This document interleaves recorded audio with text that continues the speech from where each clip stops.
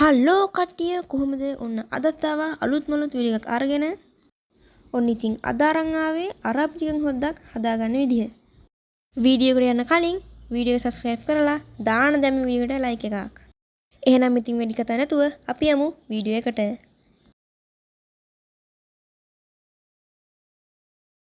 අපි දැන් මේ හදන්න යන්නේ අරාබි හොද්දක්. කුකුල් මස් දාලා අරාබි හොද්දක්. ඒක මම අරාබියෙන් කියන්නේ මට අරාබියෙන් කියන්න පුළුවන්. නමුත් මම අපේ අයට දැනගන්න සිංහලෙන් දානවා. එතකොට ඒගොල්ලන්ට අපේ අයට දන්නේ නැති අයට ඉගෙන ගන්න පුළුවන් නේ. ඉතින් පළමුවෙන්ම මම මේකට එකතු කර ගන්නවා බොම්බයි ලුණු ගෙඩි දෙකක්.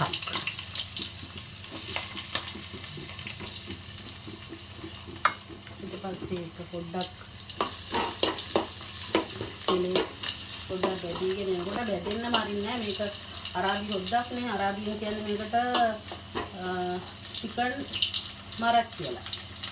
ඉතින් අපි කුකුල් මස් හොද්දක් කියලා කියමුකෝ. අරාබි හොද්දක් නේ. අරාබියෙන් හදන විදියට. ඊට පස්සේ අපි දාගන්නවා ඒකටම සුදු ලුණු බික් කිහිපයක් තලාගෙන.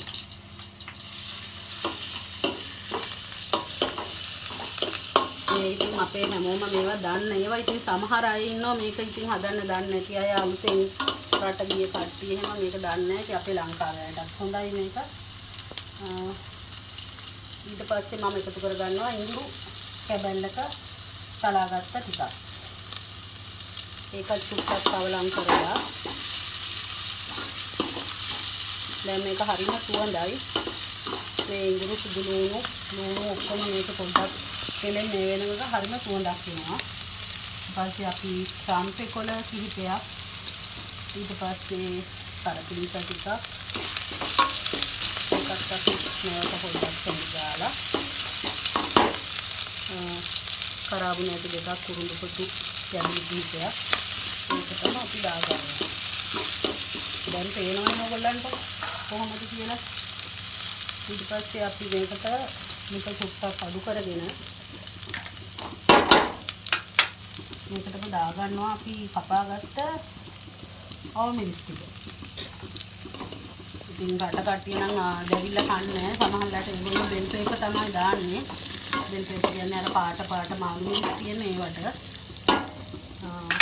නැවත මම දානවා මේකට අමු 3-5 හැඳි එකමාරක් දානවා. ටිකක් ලොකුවට හොද්ද හදන හින්දා ඒ විදිහට දානවා.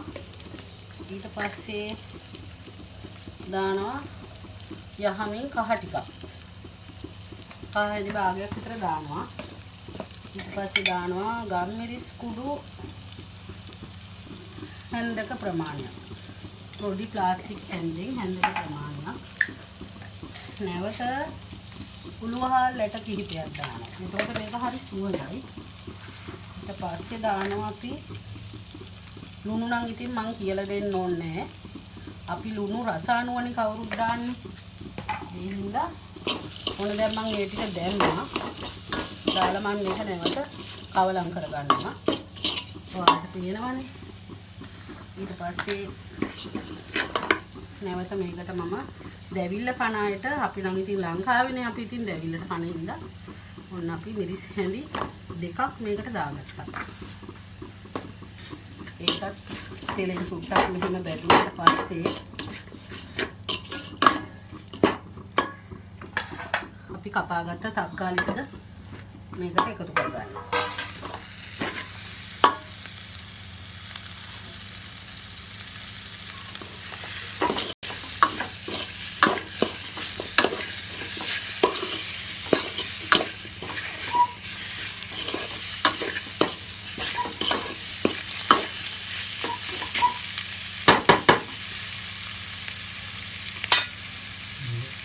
දැන් අපි කුකුල් මස් ටික මේකට එකතු කරගන්නවා.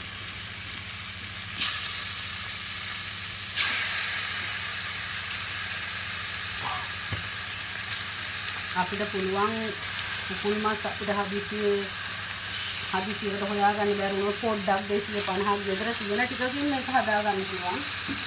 එහෙම නැත්නම් මාළු තියනවා නම් මාළු කෑල්ලක් දෙකක් පොඩ්ඩක් බැදලා කරලා එහෙමත් පුළුවන් මේක හදාගන්න. මේ විදිහට නෑ. ඉතින් මස් තියෙනවා නම් හොඳයි. එහෙම නැත්නම් ඉතින් මාළුත් බෙදලා කරන්න පුළුවන්. දැන් පේනවද ඔයාලට? මේක හරි සුවඳයි. මෙන්න මේ වෙනකොට මේ යගෙනවා මේ තේරම දාලා එනකොට හරිම රසයි සුවඳ වගේම රසක් තියෙන හැම දෙයකට එනකොට. ඊට පස්සේ නැවතත් මේකට අල ටික එකතු කරගන්නවා. මේ බණ්ඩක් කරවනවා කියනවා, බණ්ඩක් ඇති වෙනවා, වට්ටක් ඇති වෙනවා, මාළු මිරිස් තියෙනවා, වම්බක තියෙනවා. අපි ඒව දාන්නේ නැහැ දැන්නම. ඒව පසුවට. ඒව මොකද පොඩ්ඩේ බෙරි වෙනවනේ. දැන් මේ ඔයාලට පේනවද? මේකේ ලස්සන. මේක හදාගත්තම බත් එක්ක බාස්මති හාල් හරි සුදු හාල් හරි ඕන දෙයක් මේකට ගැලපෙනවා. මේකට පොල් කිරි අවශ්‍ය නැහැ. අපිට වතුර තමයි මේක වතුරෙන් හදන්න පුළුවන්. ඒ ඔන්න ඔයාලට ළමයි අපි පැහැදිලිව කියලා දුන්නා. දැන් අපි විනාඩි 20ක් විතර මේක වහලා තියලා ඊට පස්සේ මේ වතුර ටිකක් පස්සේ එකතු කරනවා අපි. ඉතින් අනිත් ටික හොද්ද උයලා පසුවට දාන්න. ඉතින් මේ තියෙන්නේ විනාඩි 20කින් පස්සේ. විනාඩි 20කින් පස්සේ ඔයාලට පුළුවන් ඉතුරු බණ්ඩක්කයි වම්බටුයි මාළු මිරිසුයි ඔය ටික දාගෙන ඒත් එක්කම වතුර ටිකකුත් දාගන්න. ඊට පස්සේ ඔය ටික තැම්බුණාට පස්සේ ඔයාලට ලිපෙන් බා ගන්න පුළුවන්. මතකතුව subscribe කරලා like එකකුත් දාගෙන යන්න. එහෙනම් අදට අපි ගිහින් එන්නම්. සුබ දවසක්. bye.